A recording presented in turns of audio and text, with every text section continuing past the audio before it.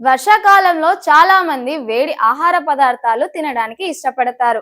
అలా కాకుండా కొంతమంది ఈ కాలంలో చల్లని పదార్థాలు తీసుకుంటూ ఉంటారు.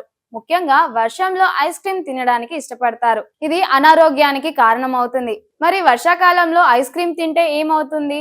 పిల్లల నుంచి పెద్దల వరకు వయసుతో సంబంధం లేకుండా ప్రతి ఒక్కరూ ఐస్ క్రీమ్ అంటే ఇష్టపడతారు. అయితే కొంతమంది కాలంతో సంబంధం లేకుండా చల్లని ఐస్ క్రీమ్ తింటుంటారు. ఐస్ క్రీమ్ వేసవిలో తినడం వల్ల ఆరోగ్యానికి పెద్దగా ఇబ్బందులు ఏమీ ఉండవు. అదే వర్షాకాలంలో ఐస్ క్రీమ్ తింటే మాత్రం ఆరోగ్యంపై తీవ్రమైన ప్రభావం చూపుతుంది.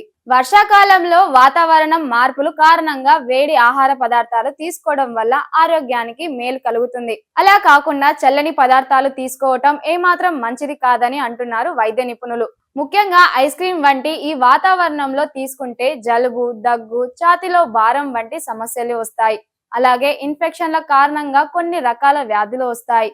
వర్షాకాలంలో ఐస్ క్రీమ్ తింటే జీర్ణశక్తి బలహీనపడుతుంది, గొంతు నొప్పి వంటి సమస్యలను ఎదుర్కోవాల్సి వస్తుంది. ఐస్ క్రీమ్ లో చక్కెర, క్యాలరీస్, కొవ్వు ఉన్నందున ఉబకాయం, గుండె జబ్బుల ప్రమాదాన్ని పెంచుతాయి. ఇది తినటం వల్ల శరీరంలో ట్రైగ్లిజరైడ్స్, కొలెస్ట్రాల్ స్థాయి అధికంగా పెరిగిపోతాయి. దీని కారణంగా షుగర్ వ్యాధి బారిన పడతారు. వర్షాకాలంలో ఐస్ క్రీమ్ తింటే మెదడు నరాలపై తీవ్ర ప్రభావం ఉంటుంది.